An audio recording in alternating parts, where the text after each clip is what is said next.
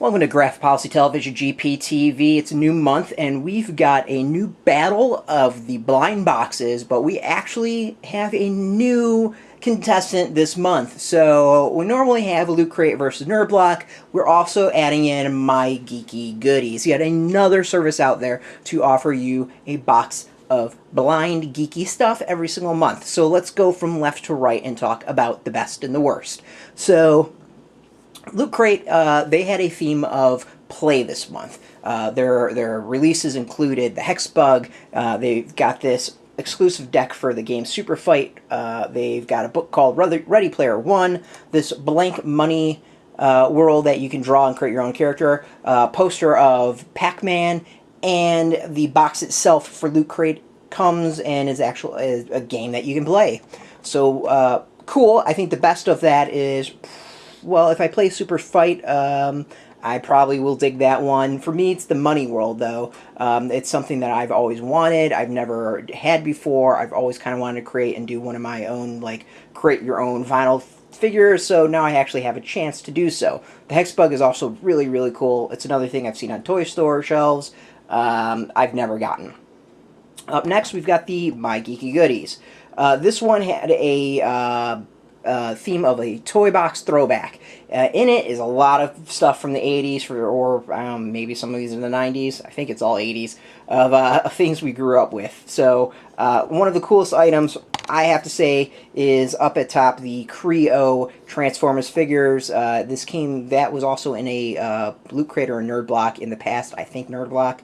It has a My Little Pony figure, He-Man Masters of the Universe Volume 1 with 20 episodes, Cops episodes 1 through 32, not Cops as in Bad Boys, but there was a cartoon series of futuristic cops. I think I already said the My Little Pony. And then there's a cool He-Man Eternia Academy shirt, plus a button with Skeletor on it.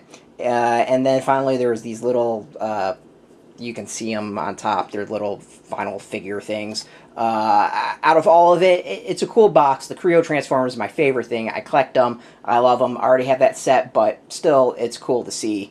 The DVDs was a great idea for this box. I got to give them some credit. And out of the two T-shirts that came, their Eternia Academy is like by far the best. If I was a My Little Pony fan and a brony, I'd probably dig that. The weakest is the little vinyl figures. I could have done without them, but it is what it is.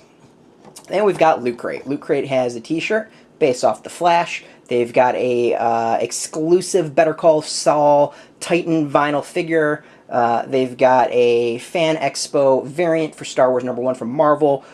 Drum up some ideas, a pad that you can also use for pencils as a drum kit.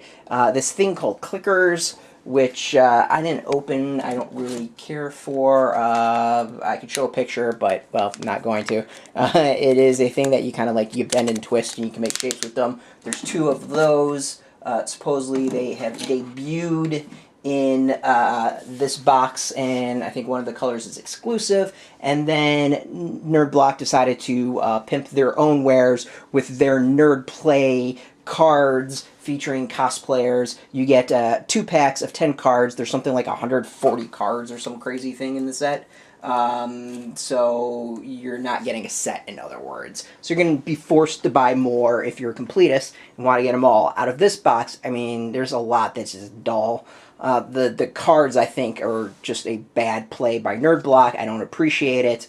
The clickers is really, really bad. The drum up ideas it's cute. It's something I might throw in like a stocking stuffer for somebody, but other than that, not really. Better Call Saul figure, it's cool. I'm not a huge Breaking Bad fan, so don't really care as a whole lot about it. The coolest item, of course, is the Star Wars variant for the Fan Expo issue #1, and the T-shirts, it's cool, it's nice, but it's not something I would necessarily wear. So out of everything, the worst of the 3 box is definitely Nerd Block. It was a massive fail for their box this month. I was about to say they're blocked this month, but that also works. Probably the worst one I've seen out of all of them. For the first My Geeky Goodies, it's a great box. Like, I will, if this was my first box, I would come back for more. I think it's really, really cool. Loot Crate's got some really neat ideas, but and there's some nice items in there. I'm not quite sure I totally dig it. On the theme, though, I have to say the My Geeky Goodies definitely was the strongest. If you're a fan of the 80s, if you grew up during it like I did, you're gonna dig what was in there probably the most.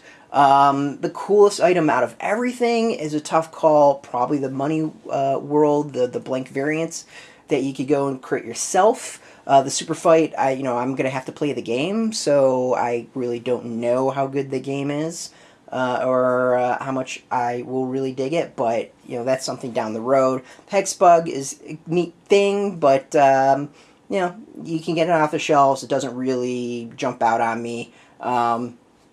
I mean, for overall though, it's a very mixed month. The Nerd Block, especially when they were kind of really hyping their exclusive theme for the month, I think is just a massive fail. Overall though, the two of the best are the My Geeky Goodies and the Loot Crate, of which I probably will give a slight edge to the My Geeky Goodies, just because I think they did a fantastic job with their theme. I would probably wear that t-shirt. I would absolutely go back and watch Cops. He-Man, I would watch the Volume 1. The only thing I really didn't dig is the My Little Pony and the little vinyl figures, and it's because I'm not a My Little Pony person. So, but I'm sure there's many of you that are. You'll probably really, really appreciate it. But overall, you got the two on the left, the middle, and the Loot Crate, the My Geeky Goodies Loot Crate, are the best of the bunch for this month. Nerd Block definitely is the far, far, far behind.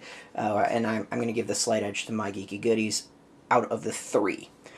So, you can catch us every single day at graphicpolicy.com. Of course, we're here at Graphic Policy TV, GPTV here on YouTube. You can also find us on Facebook, Twitter, all at Graphic Policy. We keep it nice and consistent.